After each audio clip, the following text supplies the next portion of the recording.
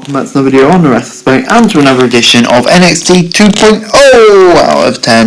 And Joe, it's a big show today because in a few weeks we've got NXT Heat Wave, and that kind of seems like it's going to be their next big TV special. So lots going on. Reflecting on all the fallout from last week, Zoe Stark returning, and she kicked off NXT and said that after being out of action since Halloween Havoc, she was delighted to be back. Stark said that she had her sights on taking out Toxic Attraction and Mandy Rose. Cora Jade interrupted her, and the two argued for a bit before Toxic joined them. Mandy said that no one would be able to dethrone her as women's champion before name-dropping some former champions. Gigi challenged Stark to a match tonight before we headed for our opening match. And yeah, not much more to say on that, I'll touch on it more later. But anyway, next up we got Grayson Waller versus Wesley. Waller had the early advantage, but Lee got a sunset flip off a counter. Waller was sent outside with a drop kick, but caught Lee's dive of a strike. Outside the ring, Lee got a big super kick before he headed for a break. Back on the show, Lee tried to head for the top rope, but Waller dropped him down to the outside. Lee was trying his best to get back on his feet, but Trick Williams came out of the crowd and dressed like a boxer and unloaded on him. Lee barely beat the 10 count before Waller came in with a rolling cutter and got the W. After the match, Williams got into the ring and celebrated while Lee was down on the mat. And yeah, for me this was really good. Decent element of storyline in it as well. As a really solid match between two of the more solid wrestlers on the brand. So yeah, good stuff. 7 out of 10. Joe Gacy and Adair went backstage and asked Cameron Grimes to open his heart and join them. Seems like that's an incoming feud. Before we got Apollo Crews versus Zion Quinn. Crews came out the gate with a huge drop kick and got an early near fall before Quinn took him down with a backbreaker, and Crews broke out the hold and hit clothesline and splashes before hitting a body. Quinn then got Death Valley driver, but Crews managed to kick out. Quinn then tried for a big move, but Crews cancelled minutes ago in a backside before picking up the win, modified spine buster. And yeah, decent enough match, 6 out of 10. Not much more to say of it really, it just didn't go long, but yeah, right result. Toxic Attraction went backstage, and Rose said that her women's title match with Zoe Stark at Heat Wave would be cancelled since JG was going to destroy Stark tonight, and Saray walked up to them and demanded a title match after Mandy missed the battle royal last week. Mandy told her that we would be her next week and send her back to the end of the line.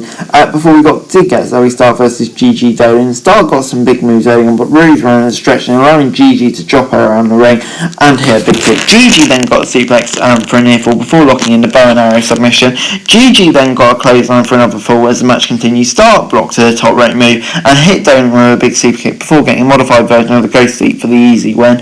After the match, Cora attacked Stark in the ring with a kendo stick and took her down. Roxanne Perez returned, chasing down Cora. Jade fled the ring and retreated backstage while Perez helped Zoe up to her feet. And yeah, this gets a 6 out of 10 from me. Obviously the match is pretty simple, but it's all about the whole smalls afterwards. Cora Jade seems to be everywhere at the moment. Roxanne's back now, so hopefully they can go in their separate directions, concentrate on Mandy and Zoe.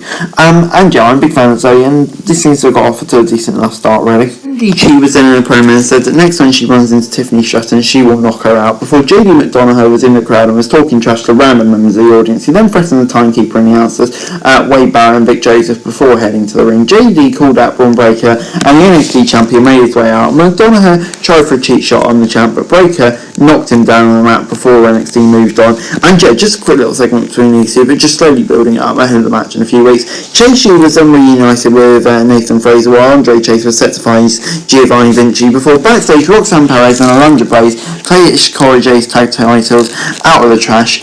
Blaze said that there was a fatal four-way next week to crown the new NXT Women's Champions.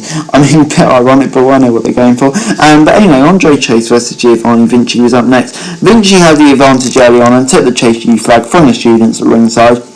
And smashed it into the two. Chase then used a distraction to get a big kick and sent Vinci outside the ring before he headed for a break. Back on NXT, Vinci sent Chase out with a huge drop kick before Chase came back with a big slam off the counter. Chase did a Chase U chant before getting a slide slam, but the pin was reversed. Vinci then sent Chase into the corner and hit a massive vertical suplex for a near fall. Chase then got a powerbomb for a near fall before Vinci hit a clothesline and a powerbomb of his own, picking up the W. And yeah, I mean, like another decent win for Vinci. They seem to be building him up quite highly at the moment. Getting some big wins over some of the biggest stars on NXT, so yeah, no complaints from me really. Backstage, a brawl broke out between the teams of Charlton Carter and Paxley and Niall before we got Ariana Grace versus Indy Hartwell. Indy dominated in the ring early on and got a few near falls before Grace took her down and tried to get a dirty pin with her feet on the ropes. The referee caught the move and stopped the count before Indy came back with a kick to the face, picking up the easy win.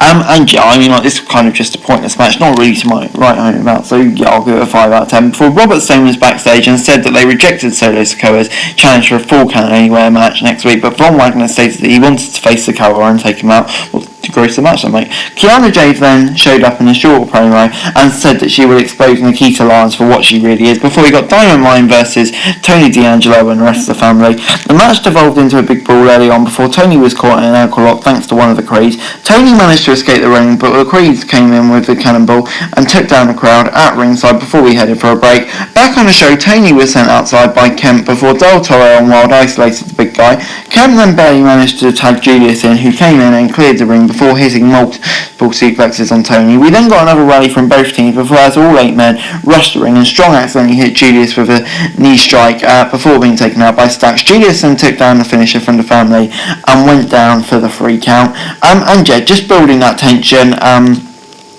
So yeah, I mean, it gets a 7 out of 10 from me. 2 teams that don't seem to get along well at the moment, but yeah, just builds the tension on both sides. So, you know, no issues with this, decent enough match, 7 out of 10.